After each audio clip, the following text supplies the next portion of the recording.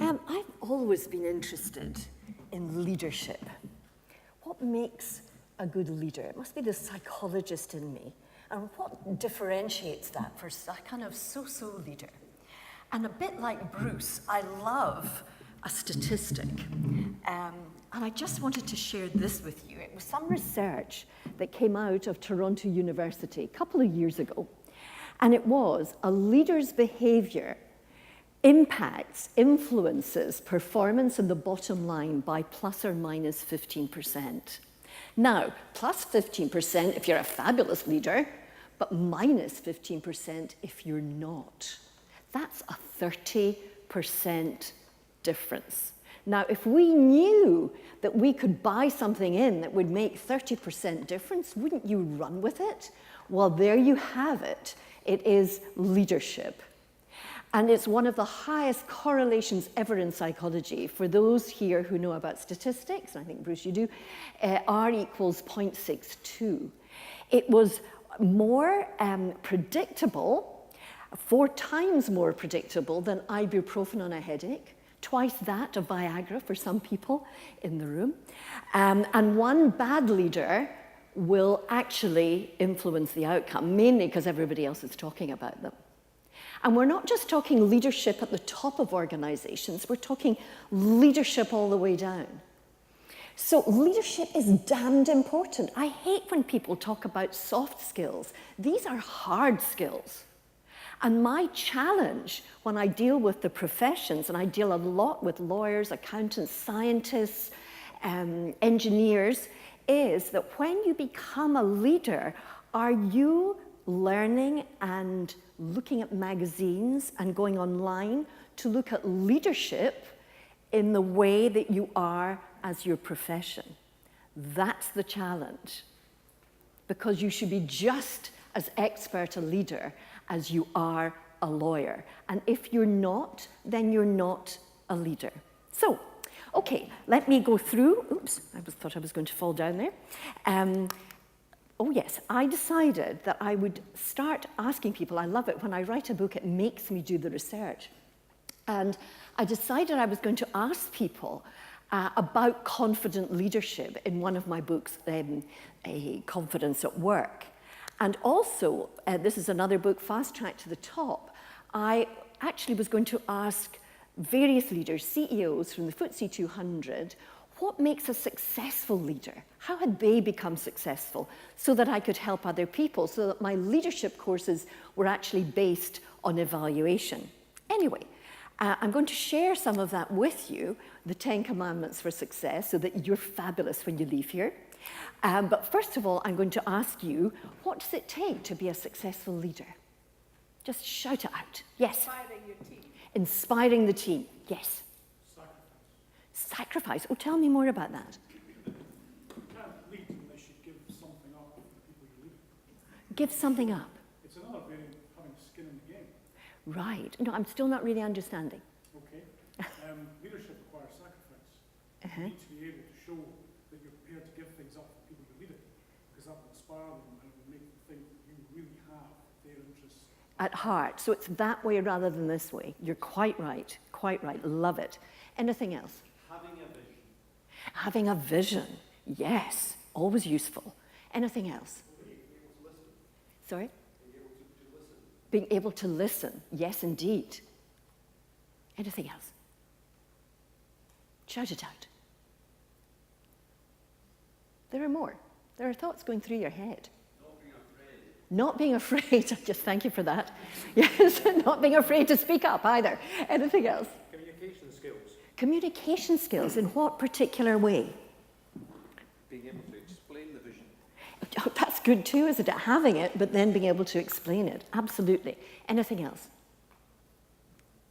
People wanting to follow you. People wanting, which is back to the inspiration piece, but actually people wanting you to do what you want them to do. Absolutely right. Any last thoughts? Treating people fairly with respect. Absolutely. So let me just go to what they told me. And let's get the first of our Oh, no, let me tell you about who I asked. There we are. That would always be good. So there were 80 chief executives from the FTSE 200. I remember initially putting in my submission and I thought I'd get 20. I was amazed that I actually got 80 to speak to face. Public and private sector, 25% women, and it was in Britain and the US. I just wondered if America was any kind of different from us here. And these were just some that I plucked. James Cullen, Bell Atlantic, of Irish extraction, very funny man. That kind of wonderful deadpan humour. And I remember saying to him, do people get you? He said, no. And he brought this little paddle from under his desk, which said laugh, because nobody got his jokes. Dame Stella Remington, formerly XMI5, she was marvellous. Oh, I've got now M&S, the S has dropped off the end. She actually put on this lovely little breakfast for me when I went there. Nicholas Coleridge, Vogue magazine. I mean, there were so many different people. I remember thinking, gosh, he's a little plain in his grey suit until I saw the bright orange scarf in the back of the chair. Seymour Sternberg from New York Life Assurance. The thing that really got me was the high tower that he lived in, but also that he had bowls of M&Ms. So clearly M&M, the company had given him a life supply of M&Ms, which were outside. Charles Dunstan of Carphone Warehouse. I remember saying to him, so in summary, what is it that makes you so successful? And he said, I'm good at selling phones. And I think that was slightly naive. He's certainly good at other things. Diana Parker Withers. Actually, yes, some law firms were in there too. Sir Rocco Forte from RF Hotels. All of these people I asked. I asked some open-ended questionnaires. I then got them to rate 10 Commandments, and I did some psychometrics with them as well. So the results, they're good at what they do. Hey, you're all good at what you do. But is it enough? And then they talked about it was only the business goals, not personal goals. It was all about the business. I actually talked to Sir Richard Greenbury, I think the day before he left M&S, was one of my people right at the beginning of my research. And he was shouting down Baker Street, which no longer is. He was saying, don't talk to them about these goals things, about you wanting to get to the top, because if you do that, people will just grab you and drag you down. It's all about the business. Networking, not a priority to get there, but when they are there as leaders, absolutely a priority. Great interpersonal skills. Fantastic interpersonal skills. I asked for 20 minutes of their time, and I was often there for 2.5 hours. And nobody, only one guy who was in New York, took a call while I was there. They were fabulous listeners and fabulous at talking and taking time to talk about what made them successful. And a happy home life was much more important for men than women. Women said, well, we do everything anyway. And the men, oh, they had tried a few marriages, some were on their fourth, and they very much felt they became discombobulated and not goal-focused if their home lives weren't happy. So, first of, I'll start with number 10 and then go to number 1. So number 10, commandment number 10 was be confident. And about a third of the sample said that they popped out the womb completely confident, pinstripe suit, ready to go. A third had said, really, I've had to work quite hard to be confident because confidence is so important for leadership. And about another third had said, I am confident at work, but not in my personal life. That's still a bit of a journey for me. So confidence, terribly important. And this, I thought I'd share this with you. I loved it. It was Daniel Goleman who wrote Emotional Intelligence, a very important book, of course, for us as leaders. And he said, healthy confidence is a high sense of self-awareness with a true understanding of what we're good at. But bad confidence, arrogance, is a narcissistic overinflation of capabilities. And we all know some of them. So of course, good confidence isn't like that. I used to be a singer. I used to sing with Scottish Opera. I sang in Carmen at the Edinburgh Festival, and Placido Domingo was Don Jose. Was he arrogant? No, no. very laid back, very relaxed. It was the next set of singers who really weren't very good, who strutted their stuff and were arrogant. So really confident leaders are not arrogant. They give. They're outward facing, just as you were saying. And commandment number 9, they loved to strike a deal. Oh, they adored it. Deal making was in their blood. They loved making a deal. And I think that might be what we're getting in terms of clients at the moment, that clients love making a deal with us. They love to know what they're getting, and they want value for money. And they also understand something that I think is very important, which is the whiffed factor of deal making. That any time you ask anybody to do anything, up front you've got to think, what is in it for them to do what I want them to do? And so often when I say this to leaders, hey, we're paying them for goodness sake. Yes, but if you really want to motivate, you've got to work out what is in it for them to do what you want them to do. And as soon as you understand that and step to their side, that's true negotiation. And commandment number 8 is know yourself. So I'm going to get you to do something. Could you get a sheet of paper? Do you all have paper in front of you? I mean, an A4 sheet would be lovely, but maybe the back of your agendas or something. But the little one will do fine. Could you put it horizontally, like that, not vertically? Yeah, there you go. Okay, and this is what I'm going to get you to do. It's called the train exercise. I would love you to draw some hills for me on your piece of paper. Some hills. Mountains, hills, whatever. They're yours. You just draw them if you would. Okay, so what I'd like you to do is sign your artwork when you're rich and famous. Somebody will pick up and you'll get loads of money for it. Sign your artwork and just pass it to the person next to you and get them to have a little look and have a chat, explain it. But before you do, this is what I want you to chat about. Who is on your train? Who might you have missed off that train? Who might not be there? Hands up all those who are driving their trains. Not many. Somebody else had another driver. Somebody had their wife driving their train. Very lovely. But, call me old-fashioned, but if we're seeing this as a symbol for life, it would be better if you were driving your own train. This would be a good thing. And we were talking about being accountable, taking things on, having the responsibility to be moving forward. I would love you all to be driving your own trains. But there we go. So if that's something you've got to take from this, then please do. In which order are your relatives and friends? Because that's important.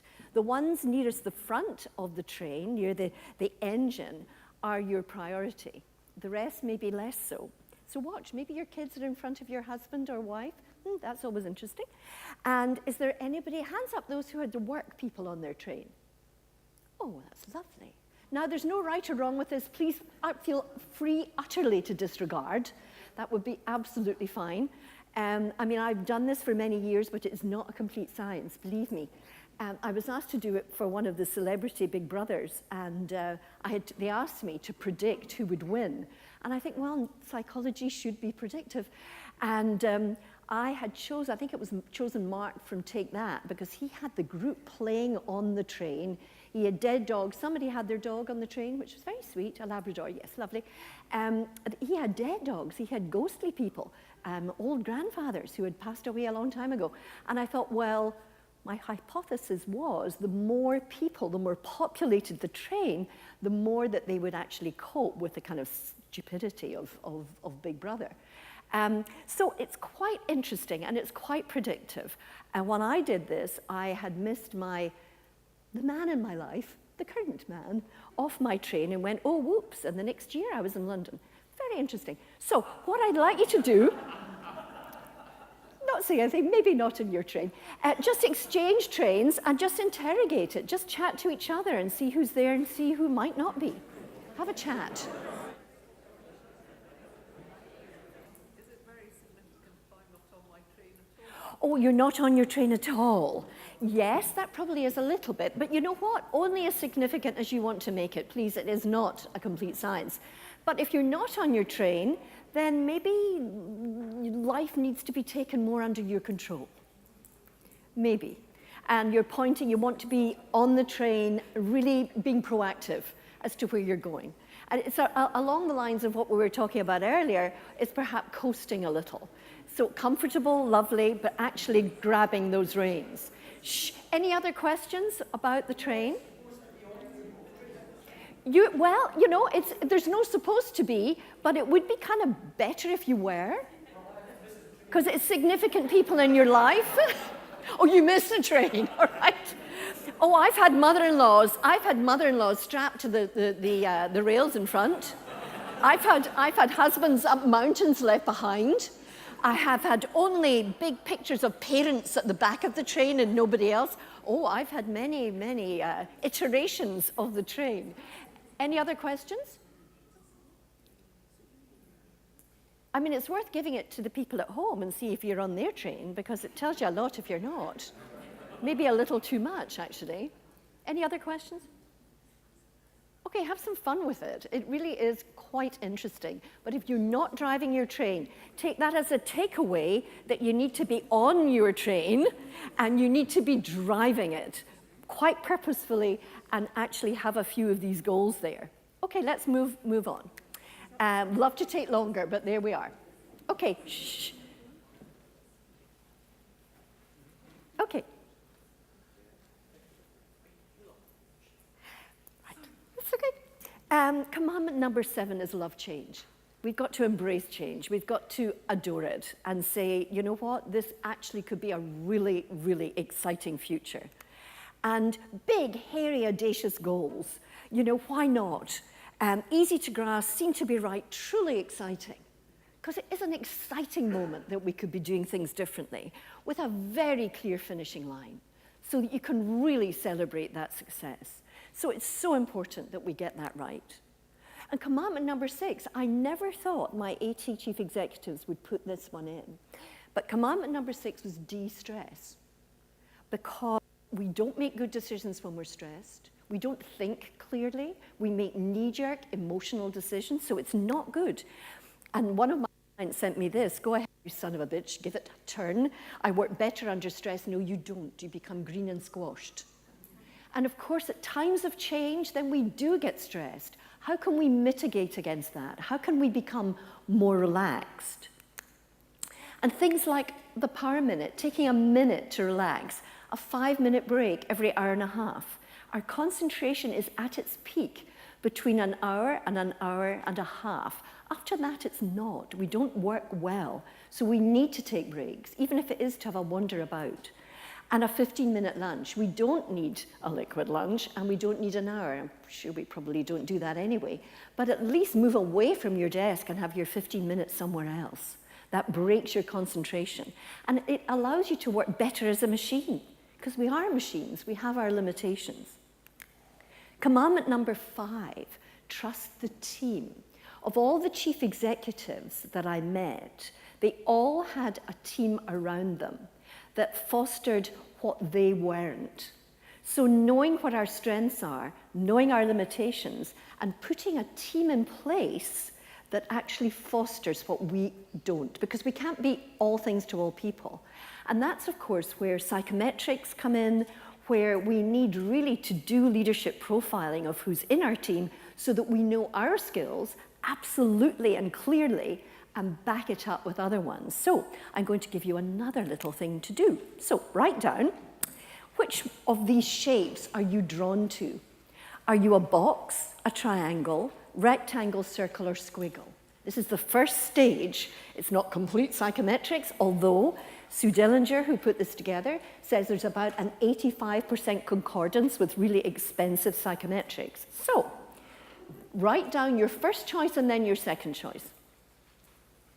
You're allowed to. Oh, sorry. I'll stand aside for those of you outside. And write them down so you don't change your mind.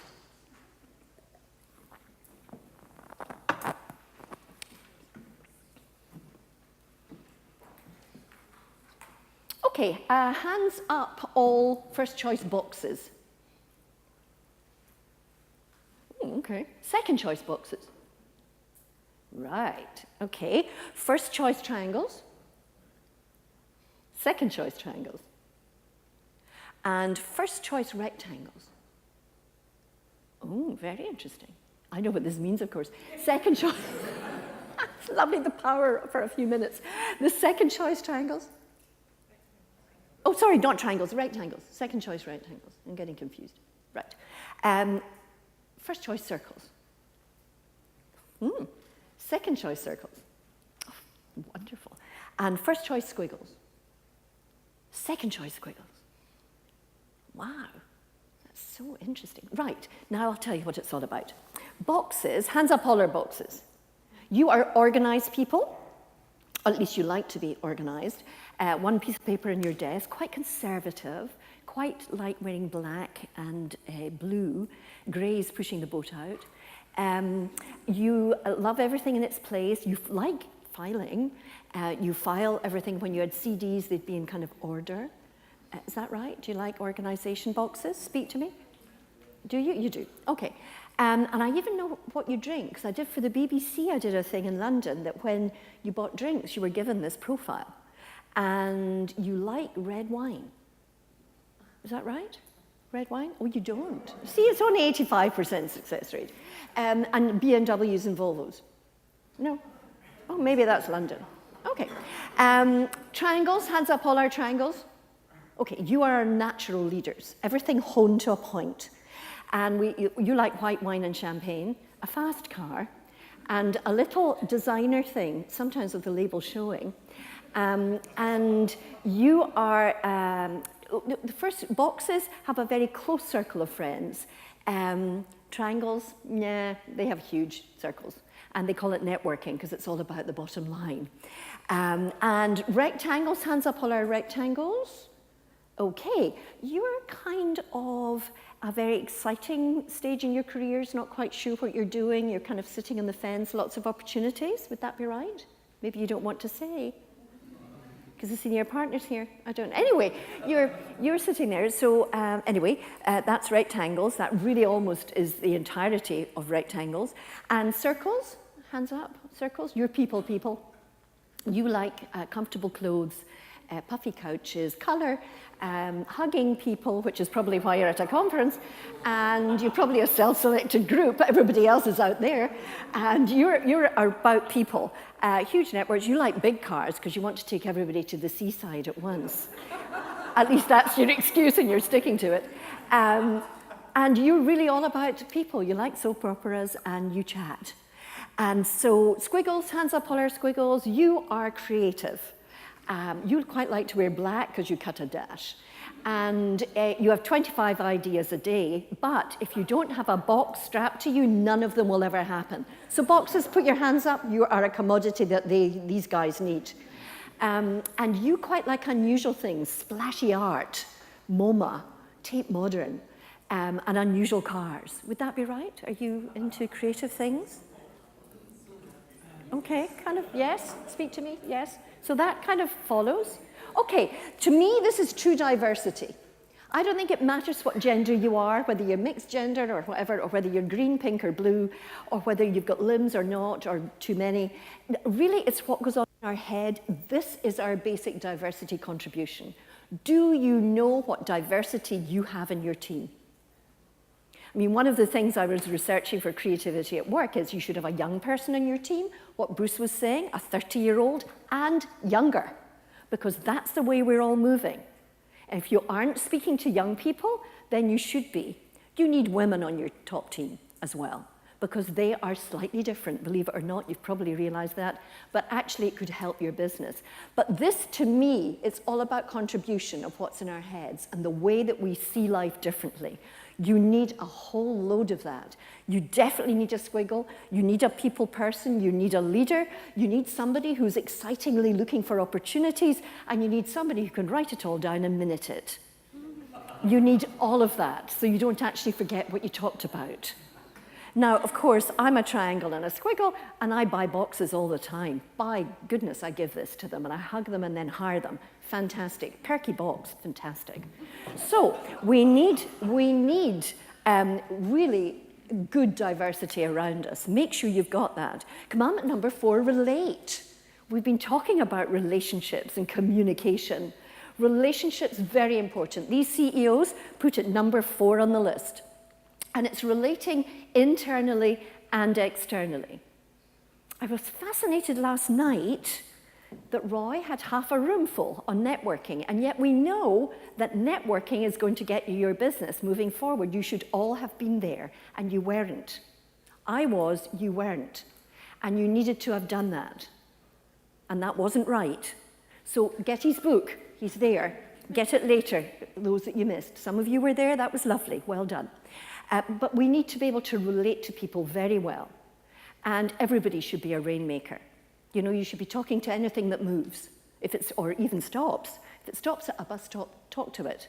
It's very important. And relationships, I mean, I was going to put, there's a great 8-to-1 rule that make for fabulous relationships, especially at work. And it came from, I think it was Harvard University, and it was tutors. They did some research. I like my research.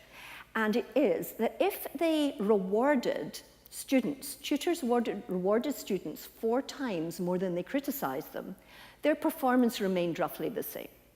If they rewarded them 8 times more than they criticized them, the performance was incremental. Do we do that? Do we do that? And let me give you another lovely, fresh off the paper piece of research from Teresa Amabile, Harvard professor. She gave people diaries, 7 companies, 200 people diaries to keep over a period of months, and just asked them, what did you think during the day, and how did you feel at the end of it? And what they discovered was something that she calls the power of small wins. What she found was that when leaders rewarded or gave feedback on a project to their staff, they got 2 days worth of creative ideas on how to make the project better. 2 days. That, if it were a drug, would have a half-life of 2 days. Would you not buy something and take it if you knew you were going to have ideas for 2 days? And the very interesting piece was at the end of it, and they asked leaders, right, what are the most important skills that you could have as a leader? Guess where the power of small wins was? At the end, right at the bottom, neglected and forgotten. They didn't rate it, and yet that was the number 1 thing that the people at work really loved, was the power of small wins. Don't wait for the big project. Tell people how they're doing on a day-to-day basis. Give them feedback. Tell them where it's not going right, but tell them when it is going right. And often we just concentrate on the criticism, especially when times are tough. So relationships, good. Commandment number 3, want to win. Wow, these people adored winning. And the other thing, which again relates back to what you were saying, when you're a leader, it ceases to be about you. It's all about them. It's all that way. It's like me as a presenter, it's nothing to do with me, it's all about you. So it's always that way that we need to be thinking about. And commandment number 2 is deliver the goods. I mean, for heaven's sake, if you don't deliver and deliver on time, then you can't be a leader. You can't be fostering other people. And so it's identifying priorities on a daily basis, action plans with deliverables, daily activities, clear targets and timescales. And sometimes we don't always give that clarity when we're leaders. And finally, number 1, ta-ra, it is problem solving. That's what got these people to be leaders, and that is what they hold dear. And of course, it comes right back to survival. The problems abound at the moment. How do we problem solve? This separates the sheep from the goats. And in terms of organizations, we need to really reward success. We need to celebrate failure. Howard Schultz, fabulous. Starbucks, we were talking about earlier. Howard Schultz, I heard him talk very recently, and he had gone to Italy and had put yogurt making things in his shops, and they smelled, and they took far too long. And after 3 months, he pulled them. Because when you walked into a Starbucks, all you could smell was the yogurt and not the coffee. Cost him a fortune. And he said, you know, though, it's all about fast failure. You try new things, you really evaluate it. If it doesn't work, you pull it, you move on. Fast failure is what it's all about. And he said, you know, next year I'm going to make $1 billion on my coffee, so it'll be fine. You know, it'll all just work out, because he has loads of other ideas that he's looking at all the time. And eureka moments, you know, it's not inadvertent. Archimedes was in the bath, so he was having a wee relax when he had his ideas, is that we have ideas when we're relaxed. And I was going to do a very quick little thing I'm going to end on. Find a word that unites pine juice and crab. Shout it out. Apple, yay. So when you have that, then guess what? This little piece here in our brain goes, whoop. And the great thing is, it doesn't matter whether you thought of it or you heard somebody else say apple. It still goes. And it's only on this side. It's only on the right-hand side. We've got the same on here. It doesn't have the same effect, because the right side of our brain, it goes all over our brain. It interacts with everything. But you need to be relaxed to get these ahas. So how do you create relaxation in your workplace so that people have aha moments and come up with stuff? You can tame a lion roar, but you can tame a lion, but you can't make a pussycat roar. Nowadays, we need lions of ideas so that we can tame them and noodle them and get them into something. We can't be doing the same old, just painted a different color. We can't do that. And so you need to kind of relate yourself on each, or rate yourself on each of these commandments, because these are the ones you can work on. And I think what I'd love to do is, no, I'm just going to skip over that. Oh, that's the book. Is how creative, well, it wasn't meant to be subliminal, I really wasn't, but I know I'm finishing off now. How creative is your workplace? Because in really, I can assess your workplace really quickly, and a couple of hours, I can help you have ideas that would make such a difference to your organization, because it is all about survival by new ideas. So it would be fantastic for you to survive, blossom, not even survive, blossom, grow bigger, and be fantastic in the marketplace. Could you just write down one thing that you're going to take away from here? Driving your train should be one of them, really, but put down anything you've taken away from this session. Just write it down. Would anybody like to shout out what they're writing down? Because it always helps. Fast failure. Fast failure. Isn't it a fabulous concept? Love it. Thank you. Oh, Build in, relax. build and relax. You know, we have our ideas when we're in the shower, when we are falling asleep, or when we're waking up in the morning, and guess what? There's nowhere to write them down. And yet, that is when we should be doing it. But if we can create some of that, how good is that? And creativity should be happening every day, every week. It shouldn't be consultants coming in, doing their stuff, and going again. We're all creative. And I would love to help you discover that. Yes, anything else? Anything you're writing down? I saw you writing. Anything? Sorry? 8 to 1. Yes, great. Anything else? Encourage ideas. Fantastic. Yes. Anything else? One last. Yeah. Must love change. Must love change. Embrace it. Embrace it. Lovely. What a great point to end on. Thank you very much.